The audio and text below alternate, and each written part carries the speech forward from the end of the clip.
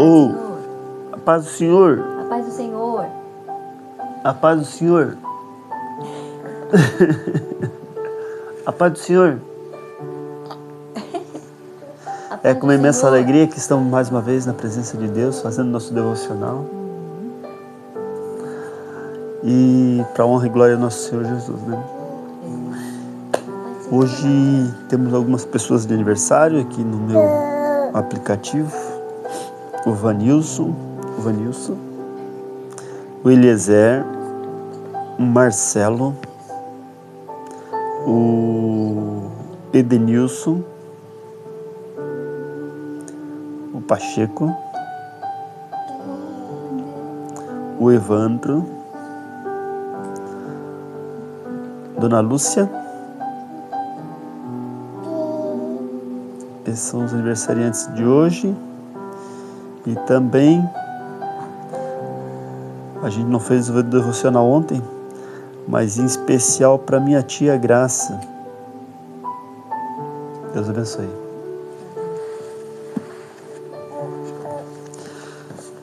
Tia Graça era minha mãezinha lá nas férias que eu tinha. Eu passava as férias no Rio Grande do Sul. Fabrício, Fabiano, meus primos, a Carol. Tempo bom, né? O tempo de hoje também é bom. Estão todos bem, com saúde? E aí, qual é o último capítulo que nós lemos? Eu acho que é 13 hoje. Hoje é 13 e 14. 10, 11. A gente leu. Ah, então nós subimos. Nós vamos ler hoje o 12 e o 13. Quer começar? 10, 11, por isso? Quer começar? Engraçado, né? Eu não consigo ver errado. Dor de baixo. 9, 10, 11, 12. Ah, Agora é tá. 13, 14, escrevi errado. Porque sempre é tarde. Então hoje é... Erros na digitação, gente. Hoje é 13, 14. 13 e 14. Tá, 13, 14. É que a palavra do semeador não tinha lido ainda. Não. Viu o que dá? A gente não lê todo dia. Aí a gente esquece. Mas tem a tecnologia para nos lembrar.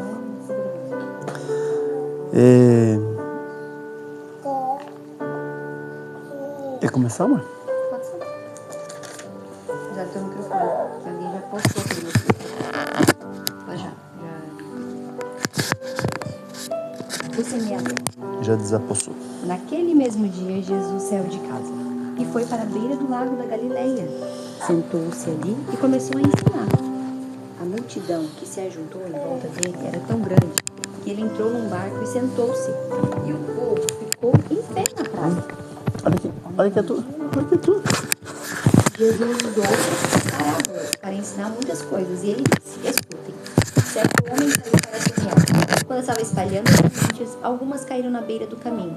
E os passarinhos comeram tudo. Outra parte das sementes caiu num lugar onde havia muitas pedras e pouca terra. As sementes brotaram logo, porque a terra não era funda. Mas quando o sol apareceu, queimou as plantas e elas secaram porque não tinham raízes. Outras sementes caíram no meio dos espinhos, que cresceram e sufocaram as plantas. Mas as sementes que caíram em terra boa produziram na base de 100, de 60 e de 30 grãos por um. E Jesus terminou dizendo: se vocês têm ouvido para ouvir, ouçam. Então os discípulos chegaram perto de Jesus e perguntaram: por que é que o Senhor usa parábolas para falar com essas pessoas? E Jesus respondeu: a você Deus mostra os segredos do reino dos céus, mas a elas não. Pois quem tem receberá mais, para que tenha mais ainda.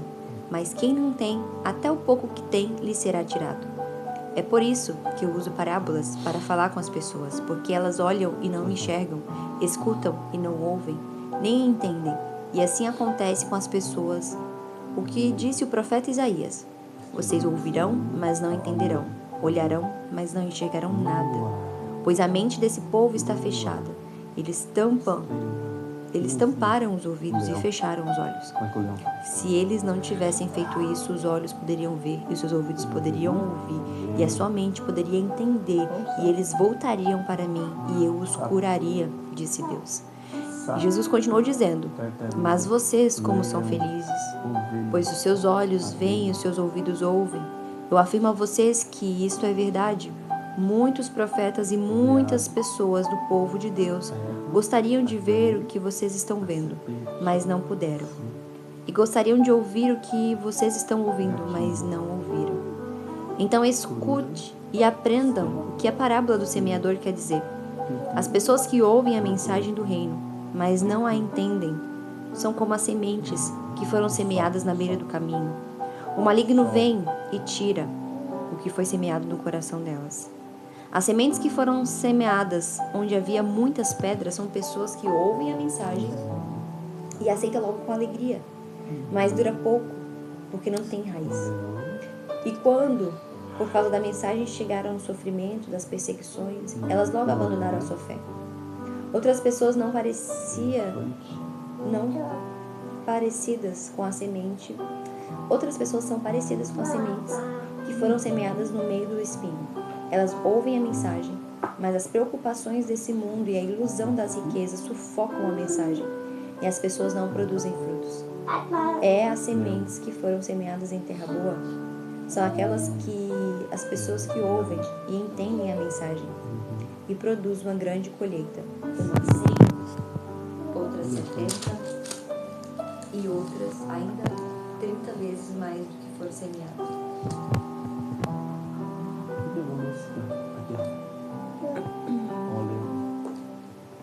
Então o joio. Jesus contou outra parábola e disse ao povo: o reino dos céus é como um homem que semeou sementes boas na sua terra. E certa noite, quando todos estavam dormindo, veio um inimigo e semeou no meio do trigo uma erva ruim, chamada joio, e depois foi embora. Quando as plantas cresceram e se formaram as espigas, o joio apareceu. E os empregados do dono da terra chegaram e disseram: patrão, o Senhor semeou sementes boas na terra. De onde será que veio este joio? Foi algum inimigo que fez isso, respondeu ele. E eles responderam: o Senhor quer que a gente arranque o joio? Não, respondeu ele. Porque quando vocês forem tirar o joio, poderão arrancar também o trigo. Deixem o trigo e o joio crescerem juntos, até o tempo da colheita. Então eu direi aos trabalhadores que vão fazer a colheita: arranquem primeiro o joio e amarrem feixes que será queimado. Depois colham trigo e o ponham no meu depósito. Jesus contou essa outra parábola e disse ao povo: o reino dos céus é como uma semente de mostarda, que um homem pega e semeia na sua terra. Ela é menor que todas as sementes, mas quando cresce, torna-se a maior de todas as plantas. Ela até chega a ser uma árvore, de modo que os passarinhos fazem ninhos em seus ramos. E Jesus contou mais essa parábola. O reino dos céus é como um fermento que uma mulher pega e mistura em 3 medidas de farinha, até que ele se espalhe por toda a massa. Jesus usava parábolas para dizer tudo isso ao povo. Ele não dizia nada a eles sem por meio de parábolas.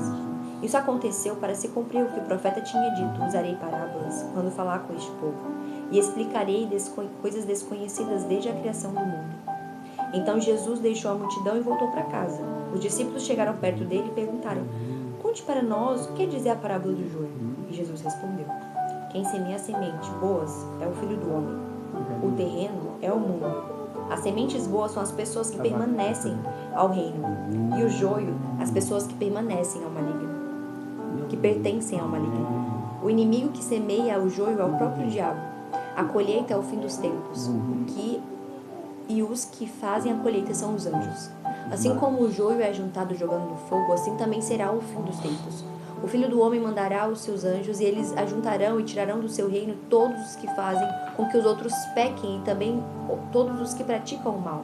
Depois os anjos jogarão essas pessoas na fornalha de fogo, onde vão chorar e ranger os dentes de desespero. Então o povo de Deus brilhará como um sol no reino do seu Pai. Se vocês têm ouvido para ouvir, então ouçam. O reino dos céus é como um tesouro escondido num campo, que certo homem acha e esconde de novo. Fica tão feliz que vende tudo o que tem e depois volta e compra o campo. O reino dos céus é também como um comerciante que, ainda procurando pérolas finas, quando encontra uma pérola que é mesmo de grande valor, ele vai e vende tudo o que tem e compra a pérola. O reino dos céus É ainda como uma rede que é jogada no lago. Ela apanha peixes de todos os tipos, e quando está cheia, os pescadores arrastam para a praia e sentam para separar os peixes. Os que prestam são postos dentro do cesto, e os que não prestam são jogados fora. E no fim dos tempos também será assim: os anjos sairão e separarão as pessoas más das boas, e jogarão as pessoas más na fornalha de fogo, e ali elas vão chorar e ranger dos dentes de desespero. Então Jesus perguntou aos discípulos: vocês entenderam essas coisas? Sim, responderam eles. E Jesus disse: pois isso quer dizer que todo mestre da lei, que se tornar discípulo no reino do céu, é como um pai de família, que tira do seu depósito coisas novas e coisas velhas. Quando Jesus acabou de contar essa parábola, saiu dali e voltou para a cidade de Nazaré, onde tinha morado. Ele ensinava na sinagoga, e os que ouviam ficavam admirados e perguntavam de onde vem a sabedoria dele e o poder que ele tem de fazer milagres. Por acaso ele não é o filho do carpinteiro? A mãe não é Maria? Ele não é irmão de Tiago, José, Simão e Judas? Todas as suas irmãs não moram aqui? De onde é que ele consegue tudo isso? Por isso ficaram desiludidos com ele. Mas Jesus disse: um profeta é respeitado em toda parte, menos na sua terra e na sua casa. E Jesus não pôde fazer muitos milagres ali, porque eles não tinham fé.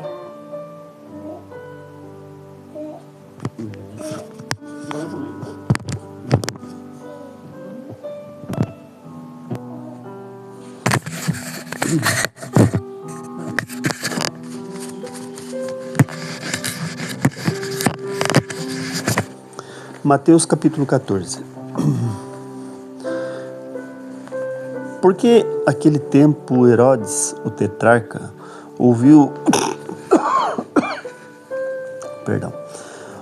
os relatos a respeito de Jesus e disse aos que serviam: este é João Batista, ele ressuscitou dos mortos, por isso estão operando nele poderes miraculosos. Pois Herodes havia prendido e amarrado João, colocando-o na prisão por causa de Herodias, mulher de Filipe, seu irmão. Porquanto João lhe dizia: não te é permitido viver com ela. Herodes queria matá-lo, mas tinha medo do povo, porque este o considerava profeta. No aniversário de Herodes, a filha de Herodias dançou diante de todos e agradou tanto a Herodes que ele prometeu sob juramento dar-lhe o que ela pedisse. Influenciada por sua mãe, ela disse: dá-me aqui num prato a cabeça de João Batista. O rei ficou aflito, mas por causa do juramento e dos convidados ordenou que lhe fosse dado o que ela pedia e mandou decapitar João na prisão. Sua cabeça foi levada num prato e entregue à jovem que a levou à sua mãe. Os discípulos de João vieram, levaram o seu corpo e o sepultaram. Depois foram contar isso a Jesus. Ouvindo o que havia ocorrido, Jesus retirou-se de barco, em particular, para um lugar deserto. As multidões, ao ouvirem falar disso, saíram das cidades e o seguiram a pé. Quando Jesus saiu do barco e viu tão grande multidão, teve compaixão deles e curou os seus doentes. Ao cair da tarde, os discípulos aproximaram-se dele e disseram: este é o lugar deserto e já está ficando tarde. Manda embora a multidão, para que possam ir aos povoados comprar comida. Respondeu Jesus: eles não precisam ir, deem-lhes vocês algo para comer. Eles disseram: tudo o que temos aqui são 5 pães e 2 peixes. Tragam-nos aqui para mim, disse ele, e ordenou que a multidão se assentasse na grama. Tomando os 5 pães e os 2 peixes e olhando para o céu, deu graças e partiu os pães. Em seguida deu-os aos discípulos e estes à multidão. Todos comeram e ficaram satisfeitos, e os discípulos recolheram 12 cestos cheios de pedaços que sobraram. Os que comeram foram mais de 5.000 homens, sem contar mulheres e crianças. Logo em seguida, Jesus insistiu com os discípulos para que entrassem no barco e fossem adiante dele para o outro lado, enquanto ele despedia a multidão. Tendo despedido a multidão, subiu sozinho a um monte para orar. Ao anoitecer, ele estava ali sozinho, mas o barco já estava a considerável distância da terra, fustigado pelas ondas, porque o vento soprava contra ele. alta madrugada, Jesus dirigiu-se a eles, andando sobre o mar. Quando o viram andando sobre o mar, ficaram aterrorizados e disseram: é um fantasma, e gritaram de medo. Mas Jesus imediatamente lhes disse: coragem, sou eu, não tenham medo. Senhor, disse Pedro, se és tu, manda-me ir ao teu encontro por sobre as águas. Venha, respondeu ele. Então Pedro saiu do barco, andou sobre as águas e foi na direção de Jesus. Mas quando reparou no vento, ficou com medo e, começando a afundar, gritou: Senhor, salva-me. Imediatamente Jesus estendeu a mão e o segurou e disse: homem de pequena fé, por que você duvidou? Quando entraram no barco, o vento cessou.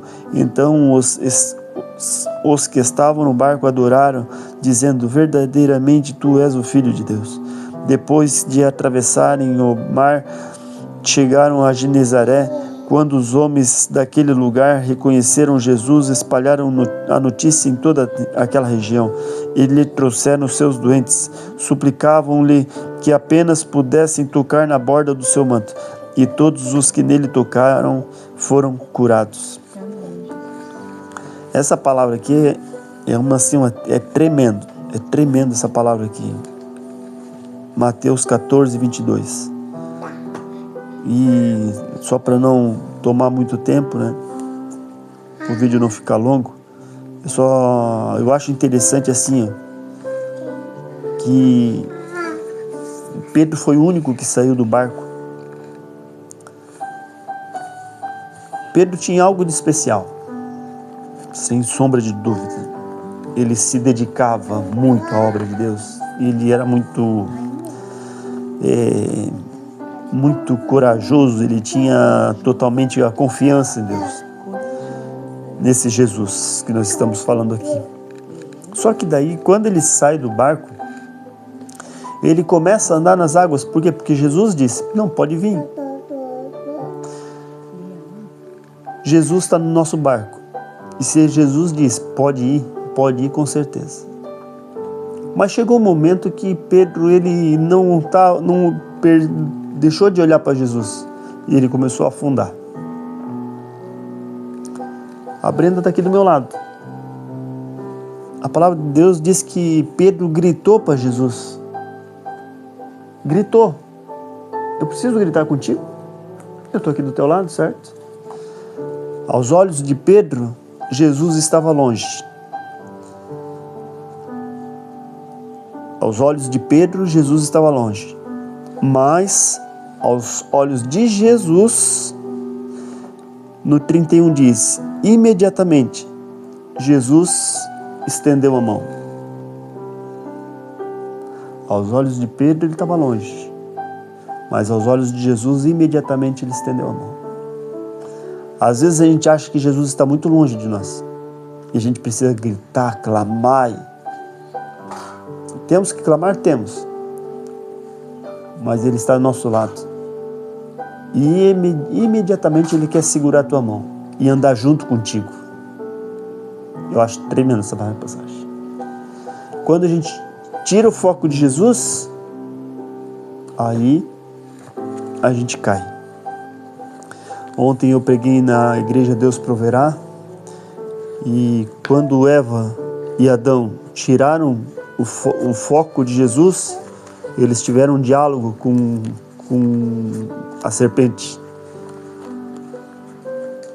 E mesmo Deus, conversando todos os dias com ele, não deu, todos os dias Deus vinha ao jardim. Eles abriram a brecha, começaram a ter um diálogo com Satanás, com a serpente, que a serpente foi usada por Satanás. E ali eles tiveram um diálogo, e depois veio a queda. E da queda tem umas consequências. Vigiai e orai. Vigiar e orar. Vigiar e orar. Você vai ter um momento teu de oração, conversando com Deus, assim como Eva e Adão.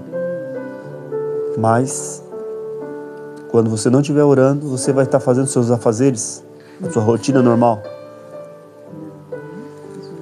E você tem que vigiar constantemente, porque Satanás está sondando a família.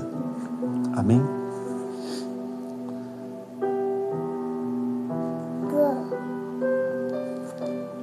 Não vai falar nada? Deixa uma mensagem para Alice. Daqui uns anos ela vai estar vendo essa... Filha, nós te amamos muito. Não, mas olha no olhinho dela assim, ó. Filha, pai te ama. Mamãe te ama. Te Filha, amamos. filha, olha aí, pai. Pai te ama.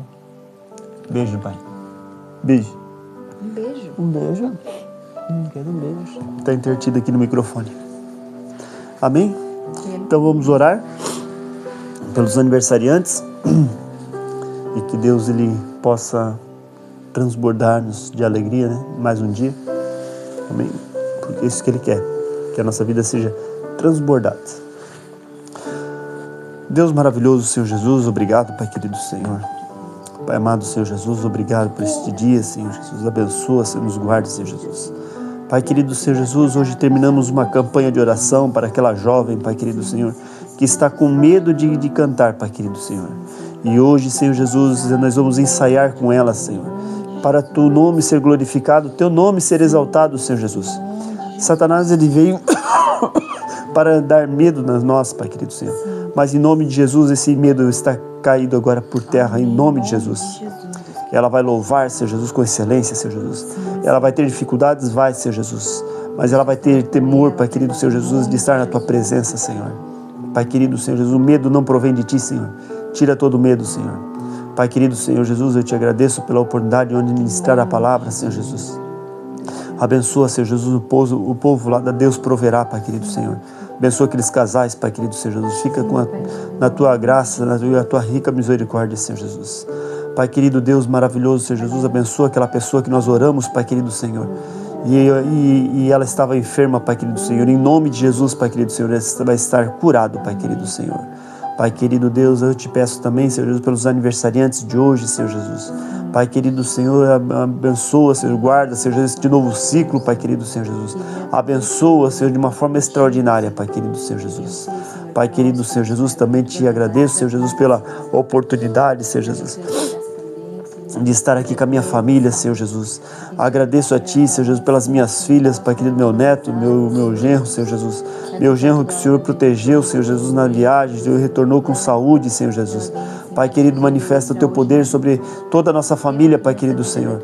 Que a nossa família, Senhor Jesus, seja unida, Pai querido Senhor Jesus, e que esteja na Tua presença, Senhor Jesus. A salvação, ela é individual, Senhor, mas a união da família é importante, Pai querido Deus. Em nome de Jesus, eu Te agradeço, Senhor Jesus, pela oportunidade de estar aqui, Senhor Jesus, fazendo mais este vídeo, Senhor. E que as nossas filhas, Pai querido Senhor Jesus, elas se sintam amadas, acolhidas, aceitas, Pai querido Senhor. E tudo que o inimigo colocar nas mentes delas, Pai querido, caia por terra agora, Senhor. Em nome de Jesus. Amém, Senhor Jesus. Amém? Amém. Vamos dar tchau, então? Tchau! Deus abençoe. Que a graça de Deus esteja com todos nós. Amém?